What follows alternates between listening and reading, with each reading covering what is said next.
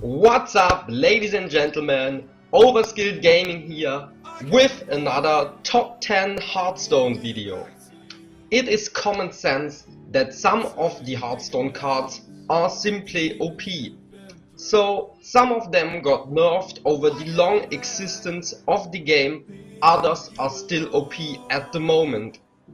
So here is my list of the top 10 overpowered cards of all time in Hearthstone. Just keep in mind that that is just my opinion, and if you have a different opinion, please let me and the other viewers know in the comment section so we can discuss about the overpowered cards in Hearthstone. So let's go, here is my top 10. At rank 10 we have the Warlock card Power Overwhelming, and Power Overwhelming gives one of your minions +4/+4, and after one turn the monster dies. But dying is not a big problem here if you can combine the monster, the buff monster, with a lot of different cards. So we have stuff like Void Terror in Warlock, or also things like Shadow Flame, where you can use the Power Overwhelming very effective. We also can combine it with Death Rattle effects, so the monster dies and we still have good things on the board. So this card is very overpowered for a long time, it is very flexible, and you get a total of 8 in stats for 1 mana, and that is simply OP, and that's why this card is on rank 10 of my top 10 list. At rank 9 of the overpowered cards is the very powerful card Flamestrike, a mage card that deals 4 damage to all the enemy minions. And Flamestrike is differently overpowered over the time, over the development of Hearthstone, and it was mainly overpowered in the early stages of the game, where not every class had board clears like mage had.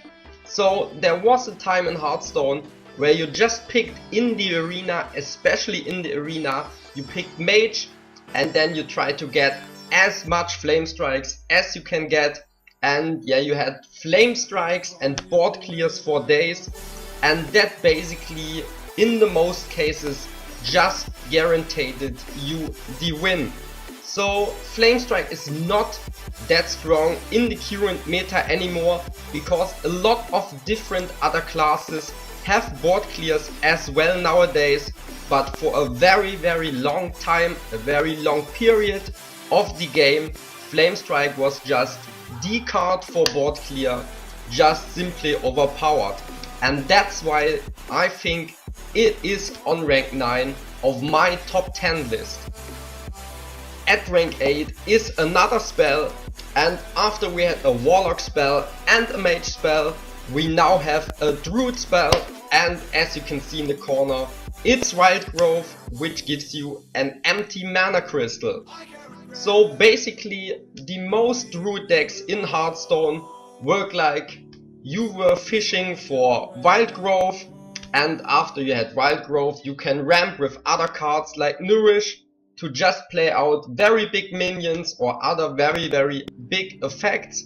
And yeah, the Wild Growth was the start of the game, which develops your mana like higher than the other, like whatever the other hero, and from that you can grow and grow and grow, and yeah, sometimes your opponent just never came back.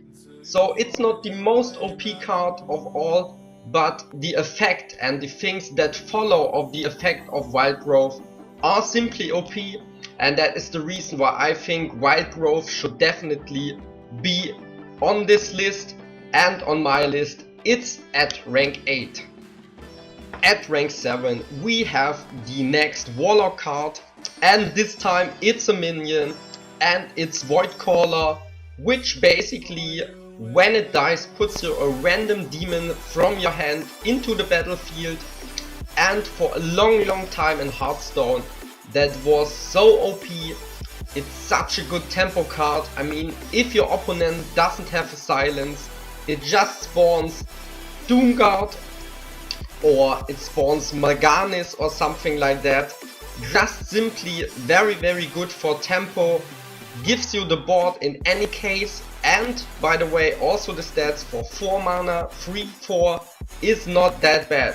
So mainly you maybe get a trade with it, and after that you get the tempo, and if the Doomguard spawns for example, you have a minion that can instantly attack your opponent, so it basically also can give you lethal, and that's why it is on rank 7 of my top 10 list. Coming up to rank 6, and I guess you all will remember him, the good old times, a horrible meta, and it is the Undertaker, and it was the time when he has 1/2 and stats, and whenever you summon a minion with Death Rattle, gain 1 attack and 1 defense or 1 life as well. So the Undertaker just started the game and it snowballed horribly.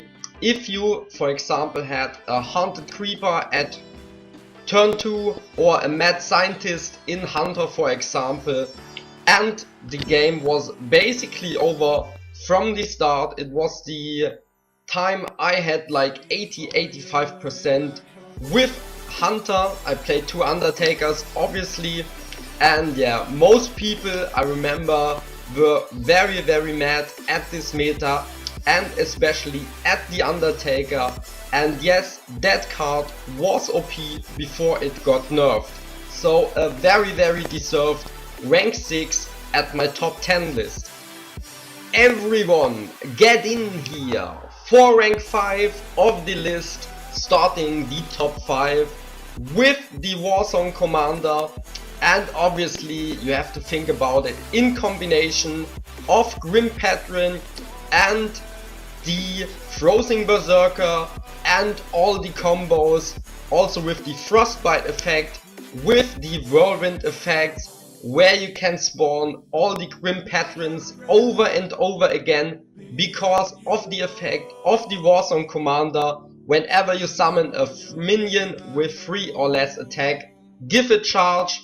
It were the good old Grim Patron times where you could play this guy, a Grim Patron and a Frozen Berserker, and you just ran in all the Grim Patrons and they spawn over and over again, and your Frozen Berserker was just growing and you still had charge on it. That was the biggest mistake Blizzard made in my opinion in the last years.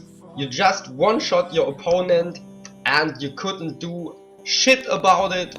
And yeah, the reason for all that was rank 5, the Warsong Commander. Before he got nerfed, he was just insanely OP, obviously in combination with the other 2 cards. Number 4 on the list is a relatively new minion. It's the Corridor Creeper, and it costs 7 mana and it's a 5/5, and it costs 1 less whenever a minion dies while this is in our hand. And that minion got nerfed relatively quickly, and the reason for that is it was horribly OP. It was in nearly every aggro deck, and yeah, what can you do against that? If in the first turns minions dies, and then you can play this guy maybe in round 3 or something like that. You have a 5/5 in round 3, and yeah, it got horribly nerfed to a 2/5 minion, and yeah, it isn't played ever again since the nerf. And that was probably good because this minion was horribly OP as a neutral card, and that is the reason why it's on rank 4 on the list. The top 3 starts with the little pirate guide, seen in nearly every pirate deck for quite a while, and it's the version with charge, and it is a 1/1 minion for 1 mana that joins the party, that joins the board after you played a pirate. And as I said earlier, in every pirate warrior, in every pirate rogue, everywhere, and it's just brutally good because It comes out of your deck, you don't have to do anything, just play pirates. It has synergies with South Sea Captain and all the other pirate, and yeah, it was simply OP. Since it got nerfed, now it doesn't have charge anymore and it is no longer that strong, but it still was an OP card and it's quite a little bit OP in Hearthstone history. So that made my top 3 at rank 3, and now we go on to rank 2 and 1. Let's go. At rank number 2 and nearly rank 1, the mysterious challenger, famously known out of the deck of the Secret Paladin, and it's a 6 mana minion for 6/6 stats, which has the battle cry, put one of each of your secrets of your deck into the battlefield. And this card, everyone who ever played Paladin and played Hearthstone and played against Secret Paladin knows when your opponent drops this guy on the board at turn 6, the game is nearly over. Secret Paladin was very strong for a long time in the meta, very strong. And if you think about it, it's simply a 6 mana minion which gives you decent stats with 6/6, and it also takes out all the bad secrets, the for themselves bad secrets out of your deck and puts them in the battlefield, and together these secrets are very strong. And that is the reason why this card was and is still OP. It never got nerfed, so you can play it in wild, you can still play it in wild, but not in the serious ranked mode. And it's just a very OP card, and that is why it is on my top 2, in my top 2 and on rank 2. Tada! Nothing is or was ever as OP as number 1, Dr. Boom. Obviously, I think most of you guys would have guessed it. It's just the definition of an OP card in Hearthstone. Maybe the biggest mistake Blizzard ever made in Hearthstone, gameplay wise or game card designing wise. It's just the definition of OP, a 7/7 for 7 mana, which spawns 2 boom bots who can deal 1 to 4 damage each. And yeah, you can't say that is a normal card. It just sets the bar for OP cards in the future, and yeah, it dominated the meta for so long. It was in every deck, in nearly every deck. And that is why Dr. Boom is my top pick on the most OP Hearthstone cards ever.